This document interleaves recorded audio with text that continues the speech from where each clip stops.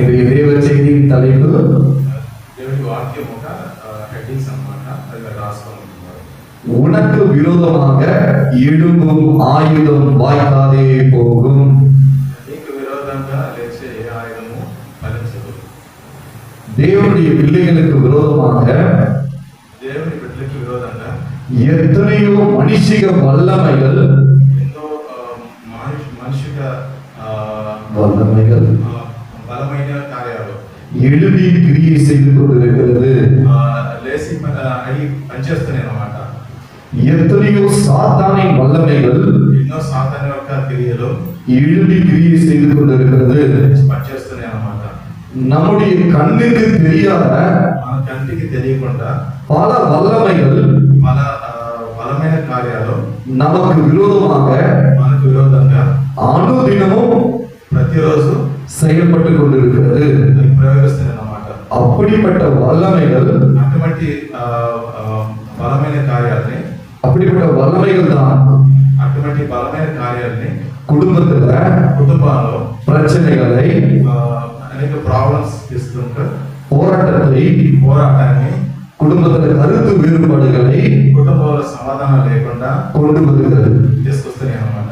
இப்படி ఇలాగా உங்களுக்கும் మనకి உங்க குடும்பத்துக்கும் మన కుటుంబానికి விரோதமாக విరోధంగా கிரியை செய்து கொண்டிருக்கிற క్రియ చేస్తున్న பொல்லாத கிரியைகளிலிருந்து ఇటువంటి క్రియల నుంచి நம்மை అణుగాதபடி మనల్ని అందకుండా கர்த்தர் பாதுகாக்கதான் దేవుడు కాపాడితేనే இந்த மாதம் வாக்குத்தத்தமே ఈ నెల వాக்குతత్వాన్ని உனக்கு விரோதமாய் నీకు విరోధంగా உருவாக்கப்படும் అంటే క్రియ చేయకుండా எந்த ஆயுதமும் ఏ ఒక ఆయుధం కూడా வாய்க்காதே போகும் என்று ஆண்டவர் சொல்லுகிறார். ஹல்லேலூயா.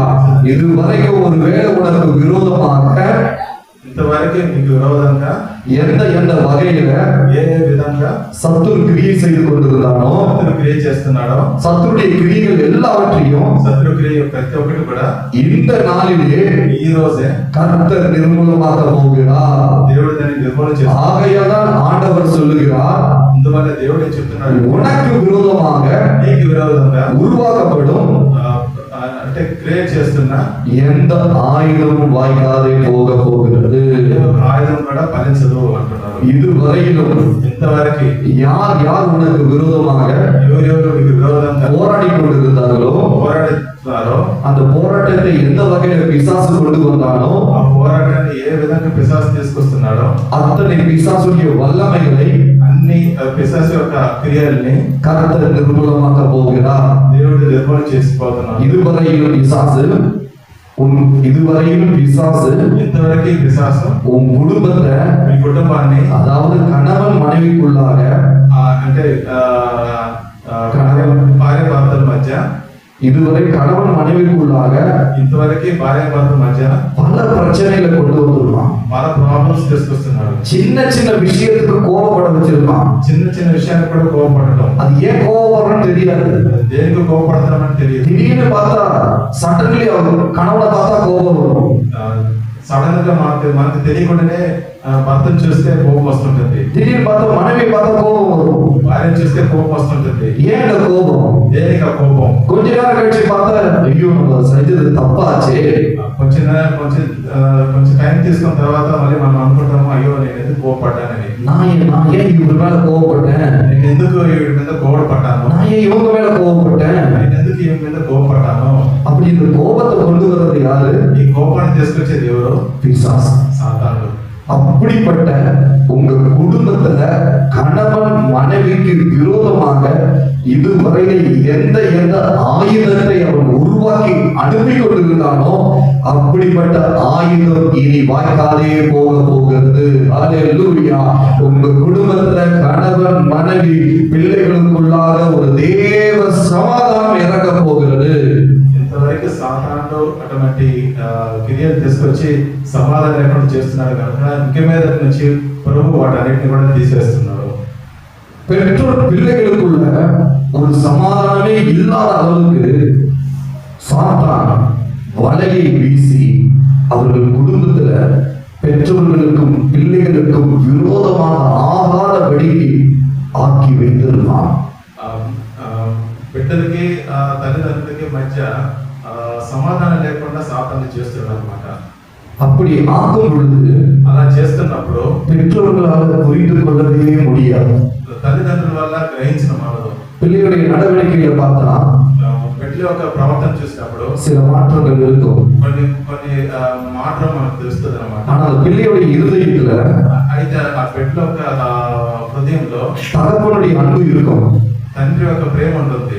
ஆனால் தகப்பனுடைய அன்பை ఆ తండ్రి యొక్క ప్రేమని தகப்பன் மீது அன்பு செலுத்த முடியாதபடிக்கு తండ్రి మీద ప్రేమ చెల్లించమానకుండా தகப்பனும் பிள்ளை மீது அன்பு செலுத்த முடியாதபடிக்கு తండ్రి బిడ్డల మీద ప్రేమ చెల్లించమానకుండా இவர்கள் இருவருக்குள்ளாக ఇద్దరి మధ్య சத்துரு ஒரு கிரியை செய்திருப்பான். సాతాను ఒక క్రియ చేస్తుంటాడు అన్నమాట. அவன் எய்தின அன்புதான், அவன் எய்தின அம்புதான், వాడు వేసే ఆ బాణాన్ని அந்த அம்பு ఆ బాణం வாய்க்காதே போகும் என்று கர்த்தர் சொல்லுகிறார். అది ఇంకా ఫలించదని ప్రభు చెప్తున్నాడు. ஏனென்றால் ఎందువల్లంటే இந்த மாதம் தேவனுடைய வாக்குத்தத்தமே ఈ నెల మనకి ఇచ్చిన వాగ్దానం ఏమిటంటే இது இந்த மாதத்துக்கு மாத்திரமல்ல, ఇది ఈ నెల మాత్రం వాగ్దానం. நம்முடைய வாழ்க்கை முடிவு வரைக்கும் మన జీవితం పర్యంతము இந்த వాக்குத்தத்தம் ఈ వాగ్దానము தேவன் நமக்கு கொடுத்திருக்கிறது. దేవుడు మనకి ఇచ్చినారు. உனக்கு விரோதமாக నీకు విరోధంగా உருவாக்கப்படும் గురు అంటే క్రియేట్ చేస్తున్న எந்த ఆయుధமும் ఏ ఒక ఆయుధం కూడా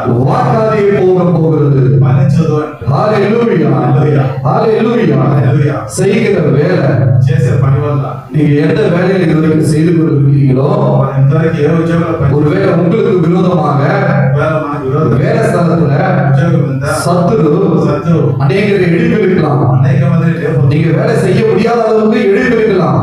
మీరు ఉద్యోగం చేయకుండా అనేక அந்த சத்துருடைய ஆயுதம் శత్రు యొక్క ఆయుధం இதோ இந்த மாதத்துல வாய்க்காதே போக போகிறது. ఈ నెల నుంచి అది ఫలించుకుంటూ పోతుంది అనమాట. ஒருவேளை நீங்க தொழில் செய்யணும்னு நினைச்சிருக்கலாம், మీరు ఒక వ్యాపారం చేయవచ్చు, எவ்வளவு பிரயாசப்பட்டு இருக்கலாம், ఎంతో ప్రయాసపడవచ్చు. ஆனா எதுவுமே முயற்சி எடுத்து మీరు ఎంత ప్రయత్నం చేసినా కూడా ஆனா எல்லாவற்றையும் தோல்வியில சந்திச்சிருப்பீங்க. అవన్నీ కూడా మీరు వెనకబడిపోతున్నారు అనమాట. ஏன் எனக்கு மட்டும் இந்த தோல்வி? ఎందుకు నేను వెనకబడిపోతున్నాను? நான் எவ்வளவு பிரயாசப்படுறேனே, ఎంతో ప్రయాసపడుతున్నాను, நான் எவ்வளவு கையிட்டு செய்கிறேனே, ఎంతో ஆனா எதுவுமே எனக்கு வருமானம் வரமாட்டேன்றது. నాకు దాని గురించి ఇన్కమ్ రావడం లేదే, எனக்கு கிட்டிதானே வருது, నాకు నష్టం వస్తుంది. ஆனா கடைசி நேரத்துல కడసిలో ஏன் எல்லாம் கை கழுவி போகுது ఎందుకని నా జీవన அப்படின்னு சொல்லி நம்ம யோசிச்சுட்டு இருந்தோம். అని మనం అనుకుంటాము. ஆனா அப்படிப்பட்ட అటువంటి సిచ్యువేషన్ లో శత్రువు உங்களுக்கு விரோதமாக, మనకు విరోధంగా, உங்க வேலைக்கு விரோதமாக, పనికి విరోధంగా, உங்க தொழிலுக்கு விரோதமாக, చేసే వ్యాపార విరోధంగా, உங்களுடைய வியாபாரத்துக்கு விரோதமாக వ్యాపారానికి విరోధంగా எந்த வகையில అదే విధంగా அவன் ஆயுதம் எழுதி ఆయుధాన్ని లేపి உங்களை நிர்மூலமாக்க வேண்டும் என்று நினைத்தானோ, నిర్మూలన చేయాలని చూసి கர்த்தர் அவனை நிர்மூலமாக்க போகிறார். దేవుడు వాటిని ஹalleluya. உங்களுடைய கையின் பிரயாசத்தை கர்த்தர் ஆசீர்வதிக்க போகிறார். మన కష్టార్జితని దేవుడు இதுவரையிலும் நீங்க தொழில்ல இதுவரைக்கும் எடுத்த ஒவ்வொரு முயற்சிகளிலும் தோல்வியை சந்திச்சிருக்கலாம். ఇంతవరకు మనం చేసే ప్రతి ప్రయాసంలో இந்த மாதம் தேவன் கொடுக்கிற வாக்குத்தத்தம் మనం నష్టపోయి ఉండొచ్చు. అయితే உனக்கு விரோதமாய் உருவாக்கப்படும் ఈ నెల మనకి ఇచ్చిన எந்த ஆயுதமும் నీకు విరోధంగా வாய்க்காதே போக போகிறது. ఏ ఒక్క ఆయుధం చేస్తుందో అది பேதுரு மீன் பிடிக்க చేపలు పట్టడానికి அவர் கடலுக்குள் போகிறார். సముద్రానికి వెళ్తున్నారు. நல்லா கவனிங்க, பேதுரு மீன் பிடிக்க చేపలు పట్టడానికి கடலுக்கு போகிறார். సముద్రానికి వెళ్తున్నారు. இரவு முழுதும் பிரயாசப்படுகிறார். రాత్రంతా కూడా ప్రయాసపడుతున్నాడు. இரவு முழுதும் பிரயாசப்பட்டும் రాత్రంతా ప్రయాసపడి కూడా அவருடைய பிரயாசம் எல்லாம் விருதாவா போகிறது. ఆ ప్రయాసం అంతా వ్యర్థం అవుతుంది.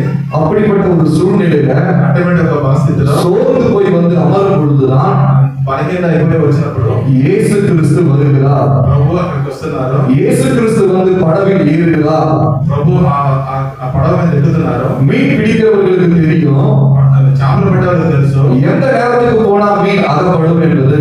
ఏ సమయం పోతే చేపలు మనకు అంత పడతాయి అనేది. ஆனா అయితే இவர் போய் வெறும் கையோடு தான் திரும்பி வருகிறார். వీళ్ళు పోయి గుర్తు చేసుకుంటూ వస్తున్నారు. இயேசு வந்து அவருடைய படவில் அமர்கிறார். ప్రభు వచ్చి వాళ్ళ పడవ మీద కూర్చున్నప్పుడు యేసు சொன்னார், ప్రభు చెప్తున్నారు, இப்போ நீ போய் வலை வீசு, ఇప్పుడు నువ్వు వెళ్ళి వల వేసు అంటున్నారు. நீ வலை வீசு నువ్వు వల వేయి அப்படின்னு சொல்லும் பொழுது అలా చెప్పినప్పుడు ஆண்டவரே ప్రభువా ரா முழுவதும் రాత్రంతా பிரயாசப்பட்டோம், ప్రయాసపడ్డాను, ஒன்றும் அகப்படவில்லை. ఒక్కటి దొరకలేదు. ஆகிலும் అయినా కూడా உம்முடைய வார்த்தையின்படியாக నీ ఒక మాట வலையை வீசுகிறேன். వల వేస్తున్నాను. வலையை வீசுகிறார். వల వేస్తున్నారు.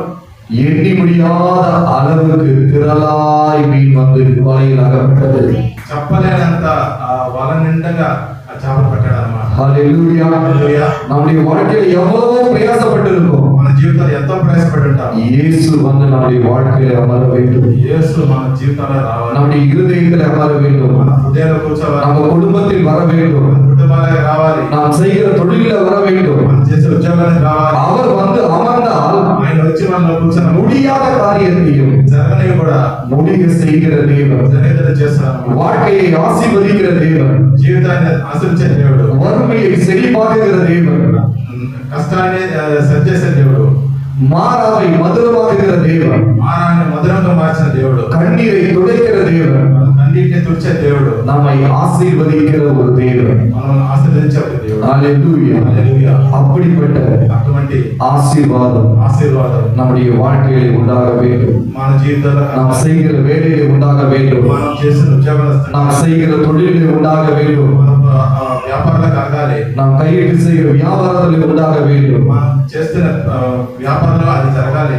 அப்படிப்பட்ட ஆசீர்வாதம் இந்த மாதத்திலிருந்தே நீங்க பார்க்க போகிறீர்கள். అటువంటి ఆశీర్వాదం ఈ నెల నుంచి మీరు చూస్తారు. ஏனென்றால் உனக்கு விரோதமாக ఏమంటే మీకు విరోధంగా உருவாக்கப்படும் చేయబడుతున్న எந்த ஆயுதமும் ఏ ఒక ఆయుధం இனி வாய்க்காமல் போக போகிறது. ఫలించదు అంటారు. ஹல்லேலூயா. கர்த்தருடைய நாமத்திற்கு மகிமை உண்டாகட்டும். దేవునికి నామం உன் வாழ்க்கையில జీవితంలో இதுவரைக்கும் ఇంతవరకు ஏதோ ஒரு காரியத்தை ఏదో ఒక విధంగా நீ முயற்சி எடுத்திருக்க. ప్రయాసపడ్డారు. ஆனா எப்ப எடுத்தாலும் ஏதாவது ஒரு தோல்வி, ఏది చేసినా కూడా ఏదో ఒక విధంగా అది తోలి అవుతుంది అనమాట. தடைகள், తడ వస్తుంది అనమాట. போராட்டங்கள், పోరాటం వస్తుంది, பிரச்சனைகள் ప్రాబ్లమ్స్ వస్తుంది, எவ்வளவோ நீங்க சந்திச்சிருப்பீங்க. ఎన్నో మీరు ఎదుర్కొని ఉంటారు. ஏனென்றால் ఎందుకంటే உங்க வாழ்க்கையில் முன்னேற முடியாதபடி మీ జీవితంలో మీరు ముందుకు పోకుండా சத்துருவானவன் శత్రువు అయినవాడు ஆயுதங்களை எழுப்பி எழுப்பி உங்களுக்கு விரோதமாய் அனுப்பி உங்க வாழ்க்கை முன்னேற முடியாதபடி ஒரு வேலை அவன் தடை செய்து வைத்திருந்திருக்கலாம். శత్రువు మీకు విరోధంగా ఆయుధం లేపి మీ జీవితాలు మీరు ముందుకు పోకుండా తడ చేసి ఉండొచ్చు. இந்த மாதம் அந்த தடை உடைய ఈ போகிறது. నెల ఆ తడని உங்க போராட்டத்துக்கு ஒரு முடிவு வரப்போகிறது. పోరాటానికి ఒక ముడి వస్తుంది. உங்க கண்ணீருக்கு ஒரு முடிவு வரப்போகிறது. ఒక ముడి உங்க వస్తుంది. பிரச்சனைக்கு ஒரு முடிவு வரப்போகிறது. ముడి వస్తుంది. எல்லா தடைகளையும் இந்த மாதம் கர்த்தர் நீக்கி போட போகிறார். ஹல்லேலூயா. హల్లెలూయా. பிள்ளைகளுடைய எதிர்காலத்துக்கு விரோதமா இதுவரையிலும் சத்துரு செய்த கிரியைகளை கர்த்தர் நிர்மூலமாக்கி போட்டு உங்க பிள்ளைகளை நீங்க நினைச்சிருந்திருக்கலாம், என் பிள்ளைகள் இப்படியே போய் விடுவாங்களான்னு சொல்லி இல்ல, கர்த்தர் உங்கள் பிள்ளைகளை உயர்த்த போகிறார். அவர் எழுப்பி பிரகாசிக்க செய்ய போகிறார். இதுவரையும் உங்கள் பிள்ளைகளை குறித்து இருதயத்தில் வேதனைப்பட்டு கொண்டிருந்த அத்தனை காரியங்கள் இதோ இந்த மாதத்தோடு கூட முடிய போகிறது. கர்த்தர் உங்கள் பிள்ளைகள் மீது வைத்த திட்ட தரிசனத்தை அவர் நிறைவேற்ற போகிறார். ஏனென்றால் உங்க பிள்ளைகளுக்கு விரோதமாய் பிசாசானவன் எந்த ஆயுதங்களை எழுப்பி அனுப்பினானோ அந்த ஆயுதங்கள் இந்த மாதம் வாய்க்காமல் போக போகிறது. உங்க பிள்ளைங்க இங்க வந்திருந்தாலும் சரி அல்லது வராமல் இருந்தாலும் சரி, கர்த்தர் சமீபத்திற்கு மாத்திரமல்ல, அவர் தூரத்திற்கு தேவனாய் இருக்கிறார். ஹல்லேலூயா. உங்க பிள்ளைகளுடைய வாழ்க்கையில இன்று முதல் ஒரு மாற்றத்தை காண போகிறீர்கள். அது ஷாக்கா சொல்லுங்க. ఓకే. మన బిడ్డలకి విరోధంగా ఎంతవరకు సాధన చేస్తున్న కార్యాలన్నింటినీ కూడా ఈ నెల నుంచి వాటన్నింటినీ కూడా ప్రభు నిర్మూలన చేసి కుటుంబంలో ఒక సమాధానాన్ని ఇస్తారన్నమాట. ஹல்லேலூயா. இந்த மதத்தினுடைய வாக்குத்தத்தம் வசனம் ஏசாயாவின் புஸ்தகம் ఈ నెల వాக்குతత్వము యెషయా పుస్తకం 54 அதிகாரம் 54వ అధ్యాయము 17வது வசனத்தில் 17వ వచనం.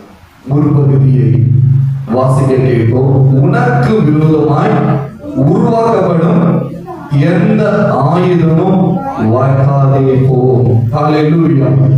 எந்த வகையில எந்த முறையிலெல்லாம் இதுவரைக்கும் தனிப்பட்ட விதத்துல இருந்தாலும் சரி, எந்த வகையில எந்த முறையில இதுவரைக்கும் தனிப்பட்ட விதத்துல இருந்தாலும் சரி, ఏ విధంగా ఏ సమయంలో ఇటువంటి వచ్చినా కూడా உங்க குடும்பத்தின் சூழ்நிலைகள் ஒருவேளை எப்படிப்பட்டதாக இருந்தாலும் சரி, కుటుంబంలో ఎటువంటి సమయంలో ఇటువంటి పరిస్థితి వచ్చినప్పుడు కూడా இனி எதை குறித்தும் நீங்கள் கவலைப்பட வேண்டாம். ఇక మీరు దీని గురించి మీరు దిగులు పడవలసిన పని లేదు. இந்த மாதத்திலே இருந்து ఈ నెల నుంచి தேவன் உங்களுக்காக வழக்காட போகிறார். దేవుడు మీ కొరకు యుద్ధం చేయబోతున్నాడు అన్నమాట. தேவன் நேரடியாக உங்களுக்கு விரோதமாய் எழுப்பி இருக்கிற சத்துருடைய கிரியைகளை கர்த்தர் அதம் பண்ண போகிறார். ప్రభువే మన కొరకు ముందు నిలబడి ఆ శత్రువు క్రియని యుద్ధం చేయబోతున్నాడు అన్నమాట. இந்த மாதத்திலே நீங்கள் அதை காண ఈ போகிறீர்கள். నెల మీరు అది చూస్తున్నారు. ஹல்லேலூயா. இதோ இந்த வார்த்தையை இங்கிருந்து கேட்கிறவர்களாக இருந்தாலும் சரி, யூடியூப் மூலமாக இந்த நிகழ்ச்சியை நீங்கள் பார்த்து கொண்டிருக்கிறவர்களாக இருந்தாலும் சரி, இதோ தேவனுடைய வாக்குத்தத்தம் உங்களுக்கு நேராக கடந்து வருகிறது. உனக்கு விரோதமாய் உருவாக்கப்படும் எந்த ஆயுதமும் அதே போக போகிறது. ஹல்லேலூயா. அநேக நேரங்களை நாம் பார்க்கும் பொழுது, అనేక సమయంలో మనం చూస్తున్నప్పుడు நம்முடைய வாழ்க்கையில మన జీవితంలో ஒரு பெரிய கொந்தளிப்பு ஏற்படும். ఒక పెద్ద ఆవేశం వస్తుంటుంది. அந்த கொந்தளிப்பு நம்முடைய வாழ்க்கையில வரும் பொழுது అటువంటి ఆవేశం మనలో వచ్చినప్పుడు நாம் என்ன செய்வது என்பது நமக்கே தெரியாது. మనం ఏం చేస్తున్నాం అనేది మనకే తెలియదు అన్నమాట. நம்ம எங்க போவோம் நமக்கு தெரியாது. మనం ఎక్కడికి పోతున్నాం మనకు తెలియదు. நம்ம என்ன செய்ய போறோம் நமக்கு தெரியாது. మనం ఏం చేయబోతున్నాం మనకు తెలియదు. ஏனென்றால் ఎందుకంటే அந்த கொந்தளிப்பு ఆ ఒక ఆవేశము இனி நம்ம வாழ்க்கை அவ்வளவுதான் என்கின்ற ஒரு சூழ்நிலையில ఇంకా మన జీవితం ఎంతేనో అన్నట్టు தள்ளப்பட்டது போல காணப்படும். దోసపడే స్థితికి మనం ఉంటాం అన్నమాట. அப்படிப்பட்ட ஒரு பெரிய கொந்தளிப்பு. అటువంటి ఒక పెద్ద ఆవేశంలో அந்த கொந்தளிப்பை பார்த்தோம்னா, ఆ ఆవేశం చూసినప్పుడు சுனாமி வரும்பொழுது எப்படி ஒரு பெரிய அலை போல வந்து எத்தனையோ ஜனங்களை வாரி போனது, సునామీ ఎలా పెద్దగా అల లేచి జనాన్ని లాభం పోతుందో, அப்படிப்பட்ட ஒரு பெரிய கொந்தளிப்பு போல అటువంటి ఒక పెద్ద ఒక ఆవేశంగా நம்முடைய வாழ்க்கையில ஒருவேளை మన జీవితంలో ఒకవేళ நம்ம குடும்பத்துல మన కుటుంబంలో யார் ஒருவர் மூலமாக ఏదో ఒక విధంగా அந்த கொந்தளிப்பு ஏற்பட்டிருக்கலாம். ఆ ఒక ఆవేశం రావచ్చు. இந்த நிலையில ఇటువంటి పరిస్థితుల్లో எனக்கு ஒரு அடைக்கலம் இருக்காதா, నాకు ఒక సమాధాన స్థలం దొరకదా, எனக்கு ஒரு தஞ்சம் இருக்காதா నేను ఒక సమాధాన స్థలంలో ఉండగలనా அப்படின்னு சொல்லி நம்ம ஏங்கி கொண்டு இருக்கோம். అని మనం తలుచుకుంటుంటాము. நான் என்ன செய்ய போறேனே தெரியாத ஏங்கி கொண்டு இருக்கோம். ఏం చేయబోతుందో నాకు తెలియదు. வாழ்க்கை முடிஞ்சது போல இருக்கு. జీవితం అయిపోతుంది అనుకుంటాను. நேசித்தவங்க எல்லாம் வெறுக்கிறாங்க. నన్ను ప్రేమించే వాళ్ళందరూ నన్ను ద్వేషిస్తున్నారు. ஐயோ இந்த வியாதியிலே நான் படுக்கையிலே போய் விடுவேனோ, నేను వ్యాధిలోనే పడిపోతానేమో, கடன் பிரச்சனை என்னை நெருக்குகிறது, అప్పు ఇలా నిండిపోయింది, பலவிதமான போராட்டங்கள் நிமித்தம் என் இருதயம் சோர்ந்து போயிருக்கு, వాళ్ళ విధమైన పోరాటంలో నా హృదయం బలహీనమైపోయి ఉంది, நான் எவ்வளவு நேரத்தில் நான் ஜெபிக்கிறேன், నేను ఎంతో ప్రార్థన చేస్తున్నాను, ஆனாலும் என் இருதயத்துல ஒரு சமாதானம் வராதது இருக்கு. అయితే నా హృదయంలో ఒక సమాధానం లేకుండా పోతుంది. இனி நான் என்ன செய்யணும்? నేను ఏం చేయాలి? நான் கடைசி ஒரு நிலையில நிக்கிறேனே, నేను ఒక కడసి స్థితి, என் வாழ்க்கை ஒரு கொந்தளிப்பாய் இருக்கிறது. నా జీవితంలో ఒక ఆవేశంలో ఉన్నానే.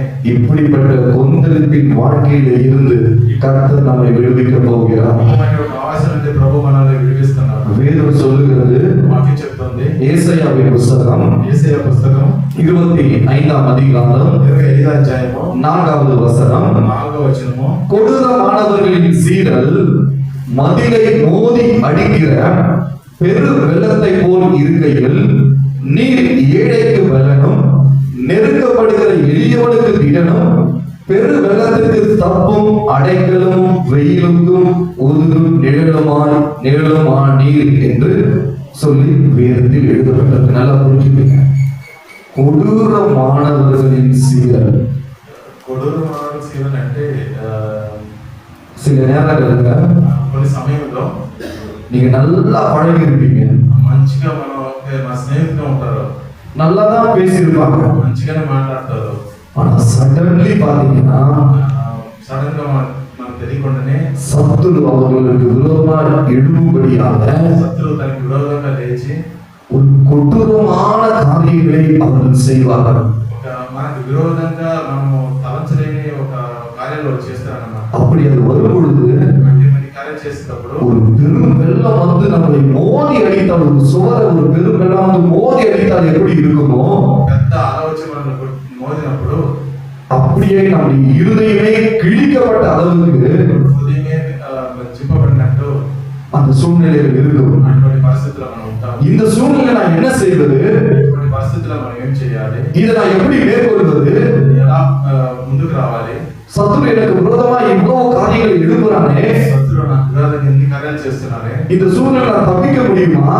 ఈ పరిస్థితి నుంచి తప్పించగలనా? வேதம் என்ன சொல்லியது? వాక్యం ఏం చెప్తుంది? வாக்குத்தத்தம் நமக்கு என்னவா கொடுக்கப்பட்டிருக்கு? వాగ్దానం మనకి ఏమి ఇచ్చింది? உனக்கு விரோதமாய் నీకు విరోధంగా உருவாக்கப்படும் చేయించున్న எந்த ஆயுதமும் ఆయుధం வாக்காலே போகுதான்னு சொல்லி சொல்லப்பட்டிருக்கு. ఫలించదని చెప్పింది. அப்படி இருக்கும் பொழுது అలాంటి సమయం என் வாழ்க்கையில இப்படிப்பட்ட ஒரு பெருமல்ல இருக்கு, ఇటువంటి పరిస్థితి వచ్చినప్పుడు இந்த பெருமலை என் வாழ்க்கையை சேதப்படுத்தி விடுமா? ఈ యొక్క అలం నా జీవితాన్ని పాడు చేస్తే நல்லா புரிஞ்சுக்கீங்க. బాగా గమనించండి. நீங்க பாத்தீங்கன்னா మనం చూసినప్పుడు அது உங்க வாழ்க்கைய అది మన జీవితాన్ని சேதப்படுத்துறது போலதான் வரும். అంటే దాన్ని మన జీవితాన్ని పాడు చేసేదానికే వస్తుంది. உங்களை மேற்கொள்ள முடியாது, అది మనల్ని పైకి రాలేదు, உங்களை தொட முடியாது. తగ్గలేదు. கடலுக்கு సముద్రానికి ஒரு எல்லை உண்டு, ఒక ఎల్ల ఉంటుంది. அந்த எல்லையை தாண்டி அது வர முடியாது. ఆ ఎల్లని దాటి అది రాలేదు. உங்க வாழ்க்கைக்கும் கர்த்தர் ஒரு எல்லையை கொடுத்திருக்கிறார். మన జీవితంలో కూడా உங்க எல்லையை பிசாசு தொட முடியாது, అద్దెని సాతాను దాటలేడు. உங்க எல்லையை சாத்தான் தொட முடியாது, ఆ ఎల్లని ఆ అద్దెని సాతాను దాటలేడు. உங்க எல்லைக்கு சாத்தான் உட்புக முடியாது. అద్దెని సాతాను దాటి లోపలికి రాలేడు. ஏனென்றால் ఎందువల్లంటే அவர் அடைக்கலமாய் இருக்கிறவர், ఆయన మనకి అడగలంగా ఉన్నాడు అన్నమాట. அவர் உங்களை பாதுகாக்கிறவர், ఆయన పాదుకాస్తున్నాడు, உங்க குடும்பத்தை பாதுகாக்கிறவர். కుటుంబాన్ని పాదుకాస్తున్నాడు. உனக்கு விரோதமாய் உருவாக்கப்படும் எந்த ஆயுதமும் இந்த மாதத்திலே நீங்க பார்க்க போறீங்க, அதெல்லாம் வாய்க்காதே போகிறது. ఈ నెల మన జీవితంలో ఇటువంటి కార్యాలు మనం చూడలేము అన్నమాట. சூழ்நிலைகளை பார்த்தால் మన పరిస్థితిని చూసి எழும்பவே முடியாதது போலதான் இருக்கும். మన వల్ల లేనే మాకు வேதம் சொல்லுகிறது, వాక్యం చెప్తుంది. யிரெமியாவின் புஸ்தகம் యెరెమీయా పుస్తకం 1 అధ్యాయము 19வது வசனம், 19వ వచనము. அவர்கள் உனக்கு விரோதமாக யுத்தம் பண்ணுவார்கள், వారు మీ కొరకు యుద్ధం చేస్తున్నారు, ஆனாலும் అయినా కూడా உன்னை மேற்கொள்ள மாட்டார்கள். మిమ్మల్ని జయించలేరు. ஹல்லேலூயா. அவர்கள் உனக்கு விரோதமாக தான் யுத்தம் பண்ணுவாங்க, వాళ్ళు మీకు విరోధంగానే యుద్ధం చేస్తారు, நல்லா தான் பேசுறவங்க இருப்பாங்க. మంచిగానే మాట్లాడుతున్నారు. ஆனா உனக்கு பின்பாக అయితే మనకి ஒரு கூட்டத்தை கூட்டி ఒక కూటాన్ని உனக்கு விரோதமாய் பேச வைப்பார்கள், మనకు విరోధంగా உனக்கு விரோதமாய் யுத்தம் பண்ண வைப்பார்கள். విరోధంగా యుద్ధం ஆண்டவர் சொல்லுகிறார், చెప్తున్నారు. அவர்கள் உனக்கு விரோதமாய் யுத்தம் பண்ணுவார்கள், వాళ్ళు మనకి విరోధంగా ஆனாலும் உன்னை மேற்கொள்ள மாட்டார்கள். అయినా కూడా వాళ్ళు మనల్ని உன்னை ரட்சிக்கும்படிக்கு మనం రక్షించడానికి நான் உன்னுடனே இருக்கிறேன் నేను నీతో కూడా ఉంటాను என்று கர்த்தர் சொல்லுகிறார். చెప్తున్నారు. உன்னை அதிலே இருந்து விடுவிக்கும்படியாக நான் உன்னுடனே இருக்கிறேன். నిన్న దాంట్లో నుంచి విడిపించడానికి నేను నీతో కూడానే ఉంటాను. ஏனென்றால் ఎందువల్లంటే நாம் தேவனுடைய பிள்ளைகள், మన దేవుని యొక్క బిడ్డలు, நாம் தேவ சாயலிலே பிறந்த பிள்ளைகள், మనం ఆయన సాయంలో పుట్టామన్నమాట. நாம் அவருடைய வருகைக்காக ஆயத்தப்பட்ட பிள்ளைகள். ఆయన యొక్క రాకడికి ఆయతపడే బిడ్డలు అన్నమాట. ஆகையால் అందువల్ల தேவன் நம்மை கைவிடுகிற தேவன் அல்ல, ప్రభు మనల్ని వదిలిపెట్టాడు అన్నమాట. முடிவு பரியந்தம் வரை நம்மை நடத்துகிற ஒரு தேவன். మనసి వరకు మనల్ని కాపాడే దేవుడు. உனக்கு விரோதமாய் உருவாக்கப்படும் మనకి విరోధంగా இனி எந்த ஒரு ஆயுதமும் வாய்க்காதே போகிறது. ఎటువంటి ఆయుధం కూడా ప్రయోగించదన్నమాట. நாம் கரங்களை தட்டி தேவனுடைய நாமத்தை நாம் மகிமைப்படுத்துவோம் உற்சாகமா. இதுவரைக்கும் நம்முடைய வாழ்க்கையில எந்த அளவுக்கு சத்துரு நமக்கு விரோதமாய் எழுகிறாரோ அவனுடைய ஆயுதங்களை காத்து நீங்க கரங்களை தட்ட தட்ட தட்ட இப்போ கர்த்தருடைய கிரியைகள் நிறைய அவருடைய ஆயுதங்கள் அத்தனை கட்ட நிர்மூலமாக்கி கொண்டிருக்கிறார். ஹல்லேலூயா, ஹல்லேலூயா. உங்களை மனம் உடையத்தக்கதான அளவுக்கு அவன் கிரியை செய்திருப்பான். இனி அவன் வெட்கப்பட்டு போகிறான். உங்களை எந்த இடத்துல தலை குனிய வைக்க வேண்டும் என்று சாத்தான் கிரியை செய்தானோ, మన உங்களை எந்த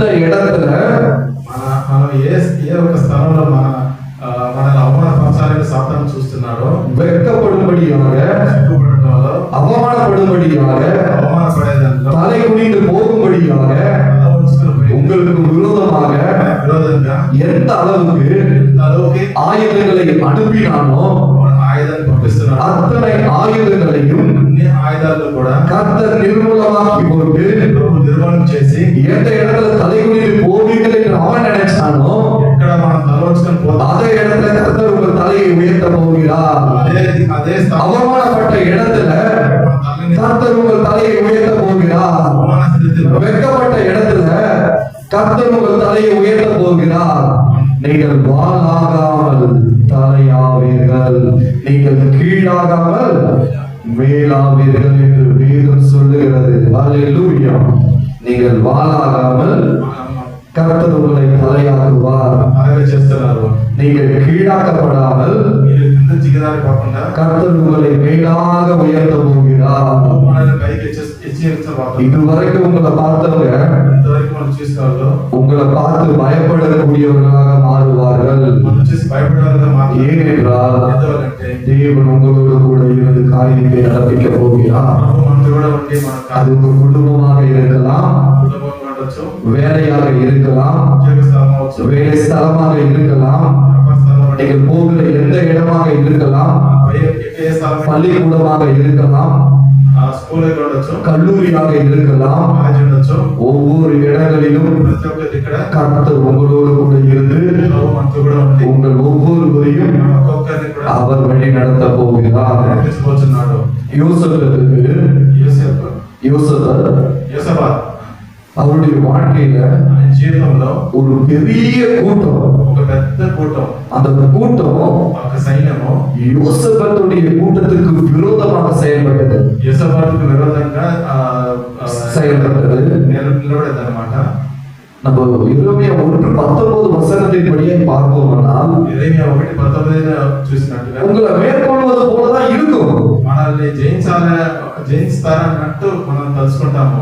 ஆனா கர்த்தர் அதிலிருந்து நம்மளை விடுவிப்பார். అయితే ప్రభు మనల్ని వాటి నుండి విడుదల ஏன்னா கர்த்தர் நான் உன்னோட கூட இருக்கிறேன் என்று சொல்லுகிறார். ఎందుకంటే ప్రభు చెప్తున్నాను నేను ఇది కూడా ఉంటున్నానని. உங்களுக்கு விரோதமாக మీకు విరోధంగా ஒருவேளை ஏதோ ஒரு பிரச்சனை இருக்கலாம், ఏదో ఒక ప్రాబ్లం ఉండొచ్చు, ஏதோ ஒரு போராட்டம் இருக்கலாம், ఏదో ఒక పోరాటం ఉండొచ్చు, இல்ல யாரோ ஒரு நபரின் மூலமாக தினம் தினம் உங்களுக்கு உங்களுடைய வாழ்க்கையில ஏதோ ஒரு இருதயத்துல ஒரு விதமான ஒரு போராட்டம் இருக்கலாம். వేరే ఒక వ్యక్తి వల్ల మన జీవితంలో పోరాటం ఉండొచ్చు. அது நிமித்தம் நீங்க கஷ்டப்பட்டு கொண்டு இருக்கலாம், వాటి వల్ల మనం కష్టపడుతుండొచ్చు, அது நிமித்தம் நீங்க வேதனைப்பட்டு கொண்டு இருக்கலாம். దాని వల్ల మనం వేదన పడుతుండొచ్చు. ஒவ்வொருவரும் உங்களை குறித்து வேறு விதமா பேசலாம். ఒక్కొక్కరు కూడా మన గురించి అలా ஒரு கூட்டம் உங்களுக்கு விரோதமா எழுதி இருக்கலாம். కూట మనకు విరోధంగా లేదు. ஆனா ஆண்டவர் சொல்லுகிறார், ప్రభు చెప్తున్నారు உனக்கு விரோதமாய் உருவாக்கப்படும் నీకు విరోధంగా எந்த ஆயுதமும் ఏ ఒక ఆయుధం కూడా வாய்க்காலில் போகும் என்று ఫలించదని ஆண்டவருடைய வசனத்தை நாம் பார்ப்போமானால் దేవుని యొక్క వాక్యం చేసిన யோசேப்புடைய வாழ்க்கையில యోసేపు జీవితంలో 3 கூட்டம் அவனுக்கு விரோதமாய் எழும்பி வருகிறது. మూడు రకాలైన జనాలు లేచి వస్తున్నారు అన్నమాట. ஆனா யோசேப்போட கூட இருக்கிறவர்களும் అయితే యోసేపు కూడా ఉన్న జనం ஒரு சிறிய கூட்டம். ఒక చిన్న జనమే. இப்ப இவனுடைய நிலைமை, ఇప్పుడు వీళ్ళ పరిస్థితి அந்த பெரிய கூட்டம் పెద్ద కూటము இந்த சிறிய கூட்டத்தை చిన్న జనాన్ని முறியடித்து விடும். పడగొడుతుంటది. ஆனால் நடந்தது என்ன? అయితే வேதம் சொல்லுகிறது వాక్యం చెప్తున్నది 2 நாளாகவும்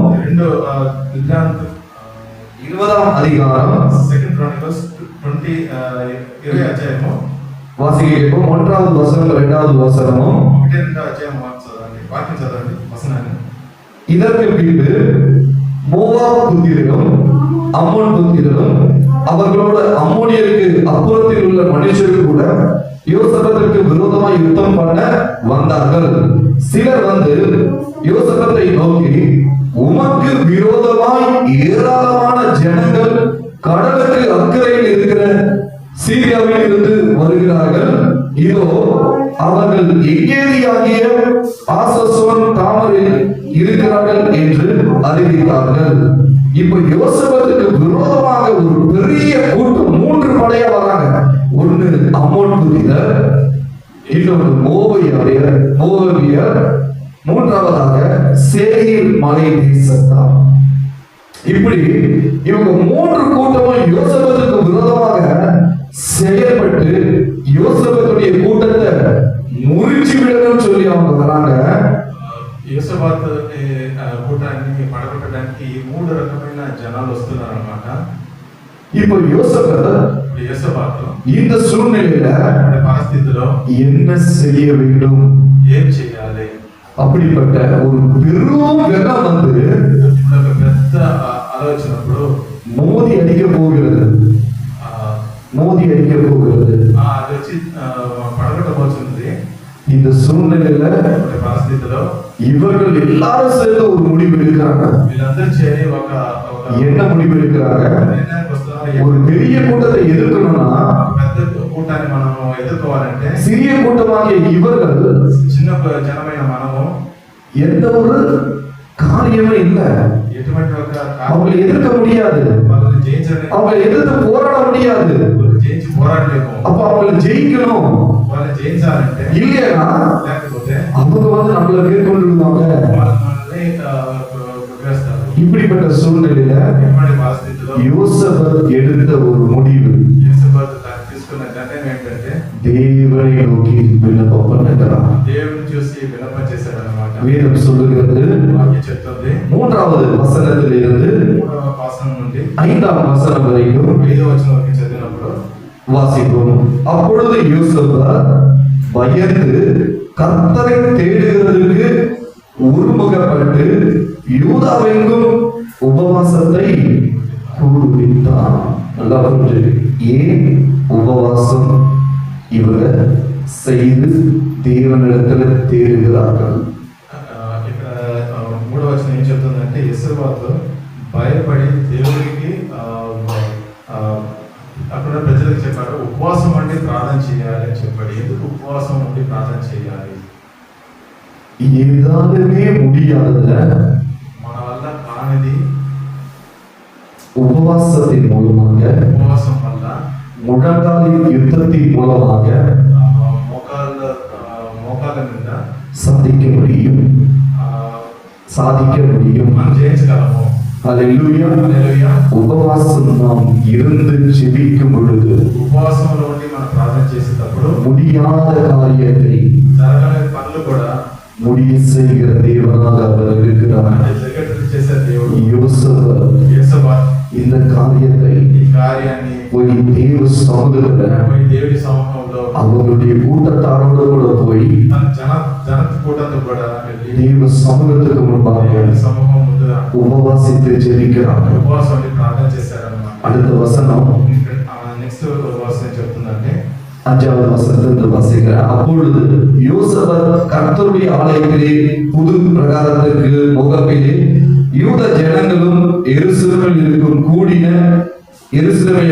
கூடின சபையிலே நின்று, எங்கள் பிதாக்களின் தேவனாகிய கர்த்தாவே, பரலோகத்தில் இருக்கிற நீர் அல்லவா தேவரீர் ஜாதிகளுடைய ராஜ்யங்கள் எல்லாம் ஆளுகிறவர், உம்முடைய கரத்திலே வல்லமையும் பராக்கிரமும் இருக்கிறது, ஒருவரும் உம்மோடு எதிர்த்து நிற்கக்கூடாது.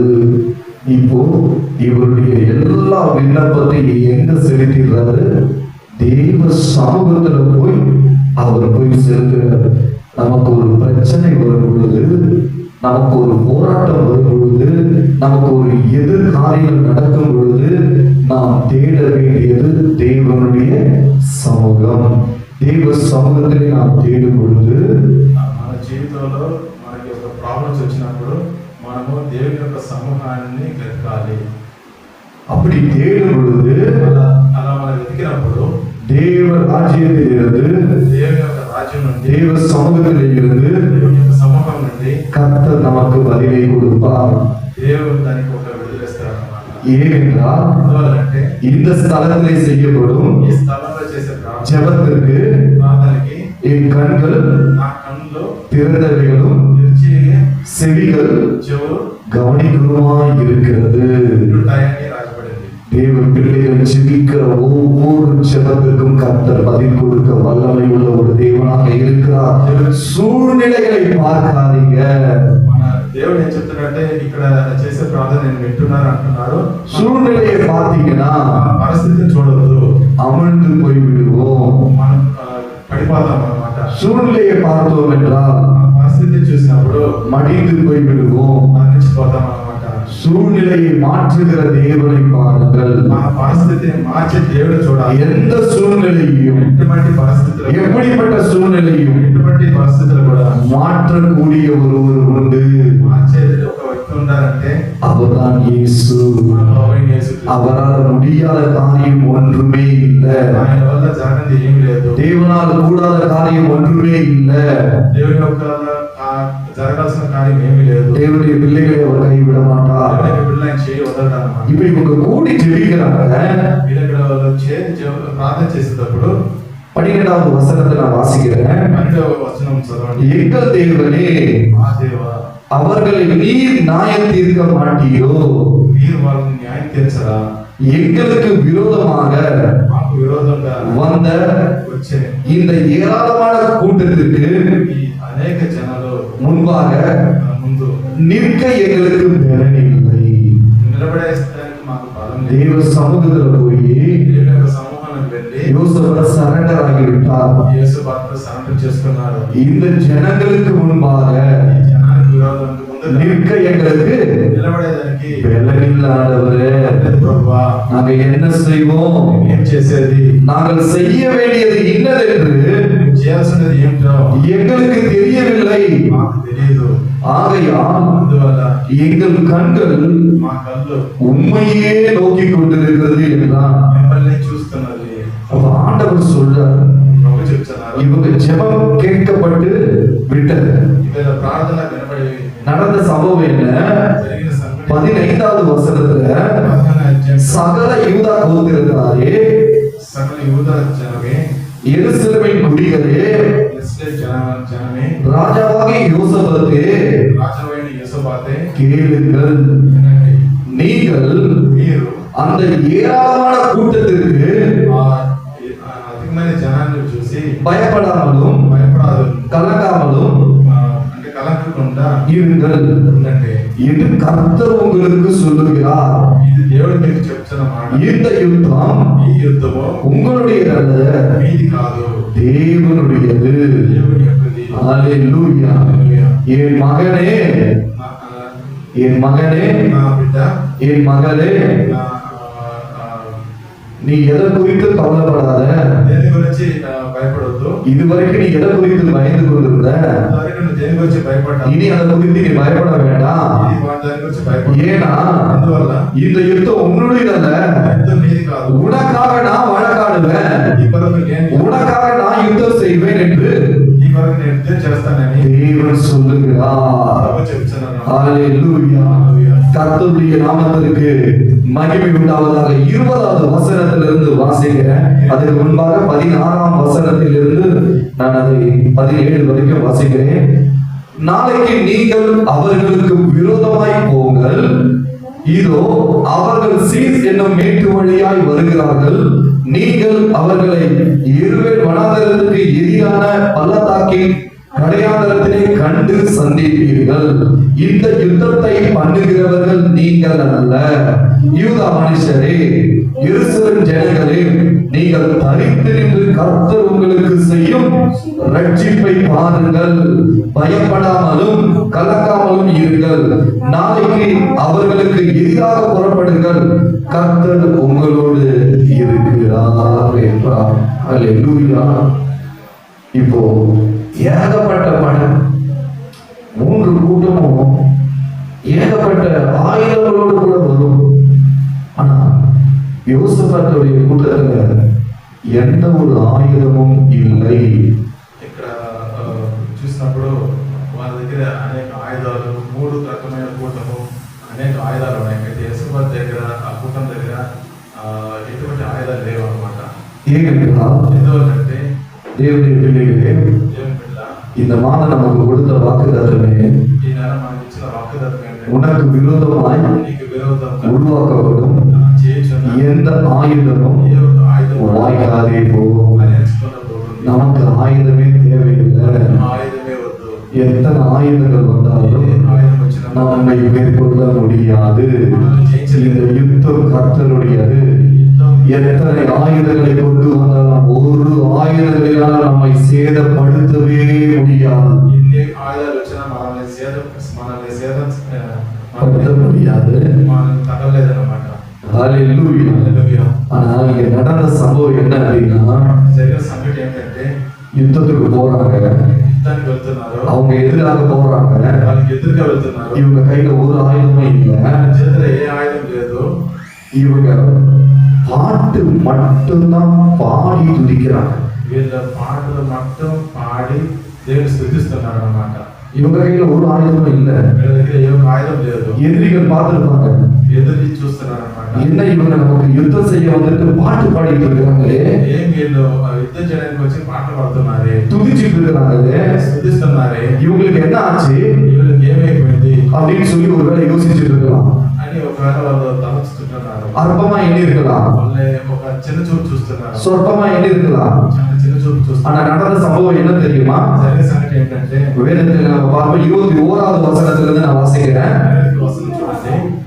பின்பு அவன் ஜனத்தோடு ஆலோசனை பண்ணி பரிசுத்தம் உள்ள மகத்துவத்தை துதிக்கவும் ஆயுதம் அணிந்தவர்களுக்கு முன்னாக நடந்து போய் கர்த்தரை துதியுங்கள், அவர் கிருபை என்றும் உள்ளது என்று கர்த்தரை பாடவும் பாடகரை நிறுத்தினார்கள். ஒரு யுத்தத்துல போய் இவங்க செய்யக்கூடிய காரியம், கர்த்தர் நல்லவர், அவர் கிருபை என்றும் உள்ளது என்று கர்த்தரை பாடவும் பாடி துதிக்கவும் செய்கிறார்கள்.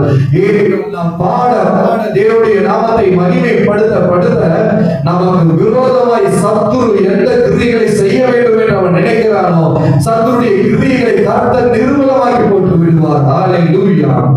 మనము దేవుని యొక్క సముఖంలో మనం ఎంతగా పాటలు పాడి ఆయన స్తుతిస్తామో, శత్రువు ఎన్ని విధాల పోరాటాలు తెచ్చినా అవి మనకు విరోధంగా ఫలించుకొని పోతుంది అన్నమాట. 22வது வசனம், రెండవ వచనము, அவர்கள் பாடி துதி செய்ய தொடங்கின போது யூதாவுக்கு விரோதமாய் வந்து பதுங்கி இருந்த அம்மோன் புத்திரரையும் மோவாபியரையும் சேயீர் மலை தேசத்தாரையும் ஒருவருக்கு விரோதமாய் ஒருவரை கர்த்தர் எழும்ப பண்ணினால் அவர்கள் வெட்டுண்டு விழுந்தார்கள். ஹல்லேலூயா. கர்த்தருடைய நாமத்துக்கு மகிமை உண்டாகட்டும். நல்லா புரிஞ்சுக்குங்க, 3 கூட்டம் எதிர்த்து வந்த கூட்டம் தான். யாருக்கு விரோதமா? யோசேப்புக்கு விரோதமாக ஒரு பெரிய கூட்டம் எழுப்பி வருது. ஆனா அந்த பெரிய கூட்டம் என்ன நடக்குதுன்னா, இவங்க எல்லாம் ஒரு ஒருமனப்பாடோட தான் வந்திருப்பாங்க. கர்த்தர் சொன்னது என்ன? இந்த யுத்தம் உங்களுடையது அல்ல, இது என்னுடையது. இவங்க போய் பாடி துதிக்கதான் செய்யறாங்க. இந்த 3 கூட்டத்துக்குள்ளாகவே ஒரு குழப்பம் நேரிட்டது. இப்ப இந்த 3 கூட்டத்துக்குள்ளாகவே ஒருவர் என்ன பண்ணிக்கிறாங்க? வெட்டி மடித்து சாகிறார்கள். 23வது வசனம், எப்படி எனில் அம்மோன் புத்திரரும் மோவாபியரும் சேயீர் மலை தேச குடிகளை சங்கரிக்கவும் அழிக்கவும் அவர்களுக்கு விரோதமாய் எழும்பினார்கள். சேயீர் குடிகளை அழித்து தீர்ந்தபோது தாங்களும் தங்களில் ஒருவரை ஒருவர் அழிக்கத்தக்க விதமாய் கை கலந்தார்கள். யூத மனுஷருக்கு ஒரு சேதமும் இல்லை. எவ்வளவு பெரிய கூட்டம்! அந்த கூட்டம் இவர்களை எப்படி வந்து கொஞ்ச நேரத்துல முடிச்சிடும். ஆனா யோசேப்பு தேடின ஒரே காரியம் என்ன? தேவனை தேடினார். அவருக்கு எதிரிட்டு வந்த பிரச்சனைகளை தேவனை தேடும் பொழுது அந்த பிரச்சனைகளுக்கு, அந்த போராட்டத்திற்கு, அந்த யுத்தத்துக்கு கர்த்தர் ஒரு முடிவை கொடுத்தார். ஹல்லேலூயா. அந்த பிரச்சனைக்கு, போராட்டத்துக்கு ஒரு முடிவை தேவன் கொடுத்தார். கர்த்தருடைய நாமத்துக்கு மகிமை உண்டாகட்டும். 24வது வசனம், யூதா மனுஷர் வனாந்தரத்தில் உள்ள சாம கூட்டணியே வந்து அந்த ஏராளமான கூட்டம் இருக்கும் தீக்கை நோக்குகிற போது இதோ அவர்கள் தரையிலே விழுந்து கிடக்கிற பிரேதங்களாக கண்டார்கள், ஒருவரும் தப்பவில்லை. யூத மனுஷருக்கு ஒரு பாதிப்பும் இல்லை, ஒருவரும் அடித்து போகவும் இல்லை. ஏனென்றால் தேவனை தேடினார். యూద జనాలు చూసినట్లయితే వాళ్ళకి ఒక్కొక్క సేదం కూడా కలగలేదు. ఎందువల్ల అంటే వాళ్ళ దేవుని వెతికారు కాబట్టి. கர்த்தருடைய நாமத்துக்கு மகிமை உண்டாகட்டும். ஏனென்றால் ఎందువల్లంటే இருக்கிற సూழ்நிலையை பார்த்தா ఇలా పరిస్థితి చూసినప్పుడు நம்மை மேற்கொள்வது போலதான் இருக்கும். మనల్ని జయించాలన్నట్టు ఉంటుంది. ஆனா அவைகள் மேற்கொள்ள முடியாது. అయితే అది జయించలేదు. தேவன் நம்மை விடுவிப்பார். దేవుడు ప్రభు మనల్ని పిలుస్తారన్నమాట. தேவன் நம்மை பாதுகாப்பார். ప్రభు మనల్ని కాపాడతారన్నమాట. தேவன் நம்மை வழி நடத்துவார். ప్రభు మనల్ని నడిపిస్తారన్నమాట. தேவன் நம்மை ஆசீர்வதிப்பார். ప్రభు మనల్ని ఆశీర్వదిస్తారన్నమాట. உங்க குடும்பத்துல ஒரு பிரச்சனை வருதா, మన కుటుంబంలో ప్రాబ్లం వస్తుంది, ஒரு போராட்டம் வருதா, పోరాటం వస్తుందా, இது ஒரு சூழ்நிலையை மேற்கொள்ள முடியலையா, ఆ పరిస్థితి మనం జయించలేకపోతున్నామా, தேவ சமூகத்துக்கு போங்க. దేవుని యొక్క సమ్మకానికి யோசேப்புடைய வாழ்க்கை యేసుపాత్ర జీవితంలో நம்முடைய ஜீவியத்துக்கு మన జీవితానికి ஒரு உதாரணம். ఒక ఉదాహరణ అన్నమాట. பிரச்சனை கண்டு பயப்படாதீங்க, ప్రాబ్లం చూసినప్పుడు போராட்டத்தை கண்டு பயப்படாதீங்க. పోరాటం వచ్చినప్పుడు భయపడదు. இந்த சூழ்நிலை நம்ம மேற்கொண்டுடுமான்னு சொல்லி நினைக்காதீங்க. இந்த சூழ்நிலை நம்ம மேற்கொண்டுடுமான்னு நினைக்காதீங்க. ఈ యొక్క పరిస్థితి మనం జయించగలమా అని అనుకోకండి. உங்க பிரச்சனையை மற்றவர்களிடம் சொல்லாதீங்க. మన ప్రాబ్లమ్స్ ఇంకొక దగ్గర చెప్పొద్దు. மற்றவர்கள் குறித்து மற்றவரிடத்துல பேசாதீங்க. మన ఒకరి గురించి ఇంకొక దగ్గర గురించి చెప్పొద్దు. உங்களுடைய வாழ்க்கையில உங்களுக்கு விரோதமா என்னென்ன காரியங்கள் இருக்கு உங்களுக்கு தெரியும். మన జీవితాలు ఏమి జరిగాయి మనకు తెలుసు. தேவ சமூகத்துக்கு போங்க. దేవుని యొక్క సమ్మకానికి யோசேப்பை போல உங்க குடும்பத்தோட போய் நீங்க உங்க குடும்பத்தில் உள்ள ஒவ்வொருவரும் போய் தேவ சமூகத்துல ஜெபிங்க. ప్రతి ఒక్కరు కూడా వాళ్ళ కుటుంబంతో కూడా దేవుని యొక్క సమూహానికి వచ్చి మొరపెట్టండి. உபவாசத்தை ஜெபிங்க. ఉపవాసంతో ప్రార్థన చేయండి. உபவாசத்தை ஜெபிக்கும் பொழுது ఉపవాసంతో ప్రార్థన చేసినప్పుడు தேவன் இறங்குவார். ప్రభు దిగి వస్తారన్నమాట. அவர் உங்களுக்காக யுத்தம் செய்வார். ఆయన మన కొరకు యుద్ధం చేస్తారన్నమాట. உங்களுக்கு விரோதமாக எழுப்பி வந்தவர்களுக்கு விரோதமாக யுத்தம் செய்வார். మనకి విరోధంగా లేచిన వారికి విరోధంగా దేవుడు உங்க கண் அவங்களை பார்க்க போவதில்லை. உங்க கண் இனி அவர்களை பார்க்க போவதில்லை. మన కళ్ళు ఇంకా వాళ్ళని చూడదన్నమాట. ஏன்னா எல்லாம் அழிந்து போய் விட்டார்கள். ఎందువల్లంటే వాళ్ళందరూ మరణించారు. யோசேப்புக்கு விரோதமாக வந்தவர்கள் எல்லாம் அழிந்து போய் விட்டார்கள். యేసుపాత్రకు విరోధంగా వచ్చిన ప్రతి ఒక్కరు కూడా మరణించారు. அவர்கள் போட்ட உடைமைகளை மாத்திரம் అలాగా உடைமைகள் వారి డ్రెస్ని కూడా அணிகலன்கள் వాళ్ళు వేసుకున్న జ్యువెల్స్ కూడా எடுக்கவே 3 நாள் ஆயிடுச்சாம்.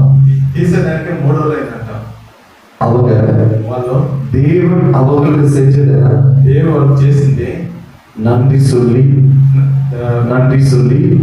కృతజ్ఞత చెల్లించి தேவனை மகிமைப்படுத்தலாம். దేవుని మహిమ చెల్లించారు. நம்முடைய வாழ்க்கையில మన జీవితంలో தேவன் நம்முடைய வாழ்க்கையில நன்மை செய்யும் போது ప్రభు మనకి మేలు చేసినప్పుడు தேவனுக்கு நாம் நன்றி செலுத்த வேண்டும். మన ప్రభుకి కృతజ్ఞత చెల్లించాలి. தேவனை துதிக்க வேண்டும். ప్రభుని స్తుతించాలి. தேவனை சோதரிக்க வேண்டும். దేవుని ప్రభుని స్తోత్రించాలి. இவர்கள் ஒரு இடத்தில் கூடுகிறார்கள். వీళ్ళు ఒక దగ్గర కూడుకున్నప్పుడు கூடி தேவனுடைய நாமத்தை மகிமைப்படுத்துகிறார்கள். కూడి ప్రభుని మహిమపరుస్తారన్నమాట. ஏனென்றால் ఎందువల్లంటే அந்த ஜனம் எப்பவும் அழிஞ்சு போயிருக்கும். ఆ జనం ఎప్పుడో మరణించుంటారు. ஆனா தேவன் ஜீவனை கொடுத்தார். అయితే దేవుడు వీళ్ళకి జీవనం ఇచ్చారు. இந்த ஜீவன் தேவனுக்காக பிரயோஜனப்பட வேண்டும். ఈ జీవం దేవుని కొరకు అన్నమాట. தேவனுடைய நாமத்தை மகிமைப்படுத்த வேண்டும். దేవుని యొక్క నామాన్ని మహిమపరచడానికి, தேவனுடைய சித்தத்தை நிறைவேற்ற வேண்டும். దేవుని చిత్తాన్ని నెరవేర్చడానికి வேதம் சொல்லுகிறது. వాక్యం చెప్తుంది. 2 நாளாகமம் 20ஆம் அதிகாரம் 26வது வசனத்தில் 26వ వచనం చూసినట్లయితే 4ஆம் நாளில் பெரேக்காவிலே கூடினார்கள். அங்கே கர்த்தருக்கு ஸ்தோத்திரம் செலுத்தினார்கள். ஆதலால் அவ்விடத்திற்கு இந்நாள் வரைக்கும் இருக்கிறபடி பெரேக்கா என்னும் பேர் தரித்தார்கள். ఇక్కడ ఏం చెప్తుందంటే నాలుగో రోజు వాళ్ళు బెరకాలో వాళ్ళు పుడుకున్నారన్నమాట. అక్కడ దేవుని స్తోత్రించారన్నమాట. 4ஆம் நாளில் பெரேக்காவிலே கூடி 4వ రోజు బెరకాలో కూడుకొని தேவனுக்கு நன்றி சொல்றாங்க. ప్రభుకి కృతజ్ఞత చెల్లిస్తున్నారన్నమాట. தேவனுக்கு ஸ்தோத்திரம் செலுத்துறாங்க. ప్రభుకి స్తోత్రం చెల్లించారన్నమాట. தேவன் அவருடைய வாழ்க்கையில செய்த ప్రభు వాళ్ళు చేసిన அது சின்ன நன்மையா இருந்தாலும் சரி, ఆ చిన్న మేలైనా కూడా, அது பெரிய நன்மையாக இருந்தாலும் சரி, పెద్ద మేలైనా కూడా, தேவன் நமக்கு நன்மை செய்தாலும் சரி, దేవుడు ప్రభు మనకి మేలు చేశారు. நன்மை செய்யாவிட்டாலும் சரி, మనం చేయకున్నా కూడా நாம் தேவனுக்கு நன்றி சொல்ல మన வேண்டும். ప్రభుకి కృతజ్ఞత. ஏன்னா நாம் தேவனுடைய பிள்ளைகள். ఎందుకంటే మన దేవుడు தேவன் நம்மை அழைத்திருக்கிறார். ప్రభు మనల్ని పిలుచుకున్నారు. தேவன் நம்மை தெரிந்தெடுத்திருக்கிறார். ప్రభు మనల్ని తెలుసుకున్నారు. தேவன் அவருடைய வருகைக்கு ஆயத்தப்படுத்திக் கொண்டிருக்கிறார். ప్రభు మనల్ని ఆయన రాకడికి ఆయత్తపరుచున్నారు. ஒவ்வொரு நாளும் தேவனுக்கு நாம் நன்றி சொல்ல வேண்டும். ప్రతి దినము మన దేవుడికి కృతజ్ఞత చెల్లించాలి. உனக்கு விரோதமாய் మనకు విరోధంగా உருவாக்கப்படும் చేయుచున్న ஆயுதம் ఏకొక ఆయుధం வாய்க்காலே போகும் என்று சொல்லுகிறாரே. చెప్పండి కదా. அப்படின்னா అంటే ஒவ்வொரு நாளும் ఒక్కొక్క రోజు நமக்கு விரோதமாக, విరోధంగా, நம்முடைய குடும்பத்துக்கு விரோதமாக, కుటుంబానికి విరోధంగా, கணவன் மனைவிக்கு விரோதமாக, భార్యాభర్తలకు பிள்ளைகளுக்கு விரோதமாக, பெற்றோருக்கு விரோதமாக சத்துரு எவ்வளவு காரியங்களை செய்து கொண்டிருக்கிறான். ஆனா நம்முடைய கண்ணுக்கு அது தெரியாத அளவுக்கு అయితే మనకంటే தேவன் நமக்காக இறங்கி யுத்தம் செய்து கொண்டிருக்கிறார். ప్రభు మనకు మనకు தேவன் நம்மை பாதுகாத்துக் கொண்டிருக்கிறார். ప్రభు మనకు பாதுகாப்பு ஒவ்வொரு நாளும் அவருக்கு நான் நன்றி சொல்ல வேண்டும். ప్రతిదినం మనం ఆయన வாரத்தில் ஒரு முறை உபவாசிக்க வேண்டும். వారాల రోజు ఉపవాసం முடிந்த அளவுக்கு எத்தனை நாள் உபவாசிக்க நீங்க வைத்திருக்கிறீங்களோ உபவாசிக்கிறது நல்லது. వాళ్ళని వీలైన వారికి ఎన్ని రోజులు మనం ఉపవాసం ప్రార్థన చేస్తామో అన్ని రోజులు మనం ఉపవాసం ప్రార్థన చేయాలి. முடிந்த அளவுக்கு உபவாச கூட்டத்தில் வந்து பங்குபெறுங்க. వీలైనంత వరకు ఉపవాసం కూటమిలో ஏன் நம்ம துதி சோத்திர ஆராதனை 4வது நாள் வைக்கிறோம்? ఎందుకంటే తుది స్తోత్ర ఆరాధన 4వ రోజు தேவனை துதிக்க, దేవుని స్తుతించడానికి, தேவனை ஆராதிக்க. దేవుని ఆరాధించడానికి, இத்தனை கூட்டத்தை கர்த்தர் கொண்டு வராரே, ఇంతమంది జనాన్ని తీసుకొని இத்தனை குடும்பத்தை கர்த்தர் பாதுகாக்கிறாரே, ఈ కుటుంబాన్ని ప్రభు కాపాడుతున్నారు, இத்தனை குடும்பத்தை கர்த்தர் வழி நடத்துறாரே. ఇన్ని కుటుంబాన్ని ప్రభు నడిపిస్తున్నారే. நம்முடைய வாழ்க்கையில எவ்வளவு பிரச்சனைகள் வந்தது, మన కుటుంబంలో ఎన్నో ప్రాబ్లమ్స్ ఉన్నాయి కదా, எவ்வளவு போராட்டங்கள் வந்தது, ఎన్ని పోరాటాలు ఉన్నాయి కదా, எவ்வளவு இழப்புகள் வந்தது. ఎన్నో ప్రాబ్లమ్స్ వస్తున్నాయి. இத்தனைக்கு மத்தியில ఇటువంటి పరిస్థితి தேவன் நம்மை கைவிடாமல் பாதுகாக்கிறாரே. దేవుడు మనం వదలకుండా அவருக்கு நன்றி சொல்லலாம். ఆయనకి కృతజ్ఞత இந்த చెల్లించాలి. துதி சோத்திரத்துல அவரை மகிமைப்படுத்தலாம். ఈ స్తుతి స్తోత్రంలో ఆయన நான் மகிமைப்படுத்த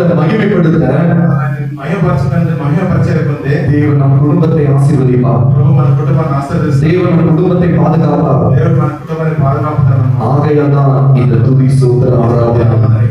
இவர்கள் 4வது நாள் கூடி துதிக்கிறாங்க. వీళ్ళు 4వ దినము தேவன் செய்த நன்மையை கூடி துதிக்கிறாங்க.